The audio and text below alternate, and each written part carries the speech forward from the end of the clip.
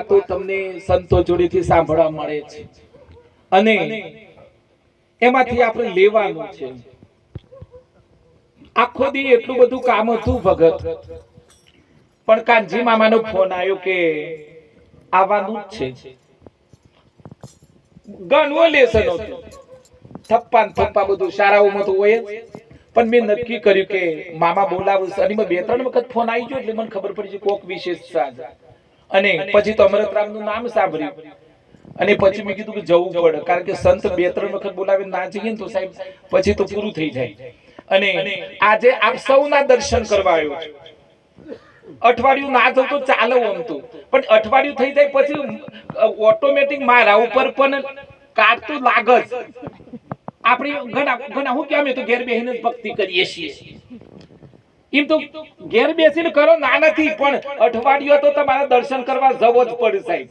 અને જો અઠવાડિયે 15 દાડા જો સંતોના દર્શન ના કરો ને તો માયા તમને વેટાઈ જાય પૂરું. પછી આ તમે આજે કપડો પહેરો કાલે હવારમાં શું કરવા ધોવો જ પડે, કારણ કે પાછો પહેરો તો મજા આવે નહીં.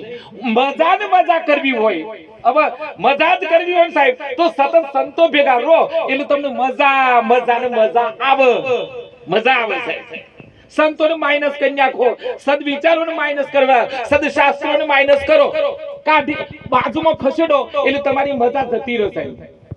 અને રોટલી ફરતી હારી ભાઈ આમ બેનો નથી, આમ પેલી રોટલી ઓમ કરી નાખે ને પછી ઓમ કરે પાછું ઓમ ફેરવે અને ગળો તો ફૂલતી જ ના હોય. હા મે હોય જ હોય. હા એ ઓમ રોટલી નાખી પછી પાછું કપરું દબાઈ તો ઓમ કે પાછું ફૂલ જ ની લેખો અને પેલો બાપરો ખાઈ જાય અને ઓમ કર્યા ખાઈ લો અને ગળોનો ફૂલ. આ રોટલી ફેરવવાની વાતો છે. ઘણા હું પોતે ફરીને આખા ઘરે ફરવા ના દી એટલે પછી પોતે ફરો અને ઘરનો ફેરવો, પોતે ફરો ને ઘરનો ફેરવવો પડે. આનું એક્ઝામ્પલ એમ કે તમે સત્સંગમાં આવો ને બધોને લેતા આવો. તમે એક લાવો ને તમારા ઘરનો સોરો બહુ ને બધું કોઈ ના આવે તો એ મેળ આવે નહીં. તમે આવો કોકદમ ઘરવાળી લાવો, કોકદમ સોરાન લાવો, કોકદમ ભવનું લાવો, પણ લાવો. તમારે મોજ કરવી હોય તો તમારે આગળ પાછળ જે પોસ્ટનો બેઠાઈ ગયો એને લાવો પડે બાપા. અને લાવતા રહો તો અખંડ આનંદ રહ સાહેબ, અખંડ આનંદ રહેશે. મોમો તો એક શબ્દમાં ઘણું બધું કહી દીધું. હા અને તો પકડી લઉં પછી મોથી ભડાકો કરું એટલે વિસ્ફોટ થાય સાહેબ, વિસ્ફોટ થાય. ગુરુ અર્જુન અને દ્રોણાચાર્ય, સૌથી દ્રોણાચાર્યને અર્જુન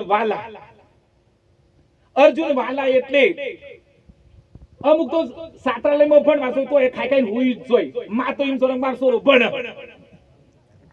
અમુક ભજનમાં હુઈ જોઈ અને અમુકમાં ભજનમાંથી કોક લઈ જોઈ પાછું કોકને કી અને ઘણા રાખી મેલી.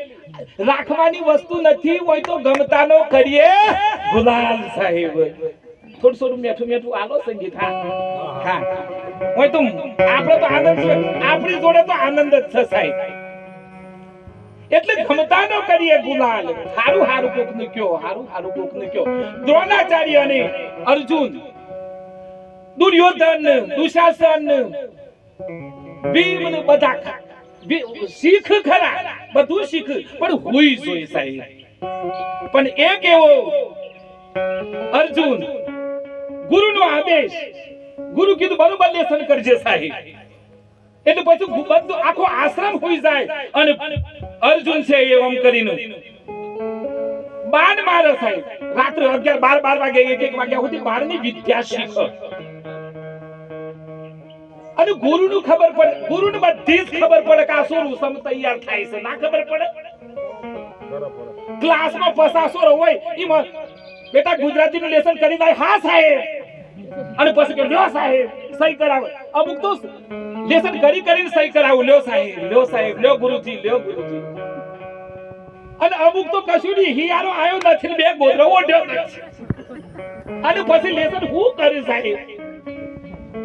પણ પેલો અર્જુન સાહેબ રાતે લેસન કરે 1-2 વાગે હું ગુડીજી સાહેબ એનું હું ગુડીજી અને પછી રાત ને દિવસ સાહેબ ધનુર્વિદ્યા શીખ ગુરુને ખબર પડી ગઈ ઓનું કોક આલવા જેવું અને પછી રાત ગુરુ ઉઠ્યા કે આ કેમ આ બહુ લેસન કરે છે મારે જોવું છે ક્યારે લેસન આખો દન તો આશ્રમનો કોમ કરે પાણી ભરી લાવે લાકડો લાવે સફાઈ કરે ગુરુનું આ બધી પૂજા પાઠનો સામાન લાવવા કરે આ લેસન ક્યારે કરે ત્યારે રાત્રે એકદમ દ્રોણાચાર્ય જાગ્યા અને જોયું ઓહો એક બે વાગ્યા સુધી અર્જુન આ જ કોમ કરે છે સાહેબ જે ગુરુની આજ્ઞાનું પાલન કરે એને ગુરુ સાહેબ ખૂબ ભરીના આશીર્વાદ આપે ખૂબ ભરીના આશીર્વાદ આપે સાહેબ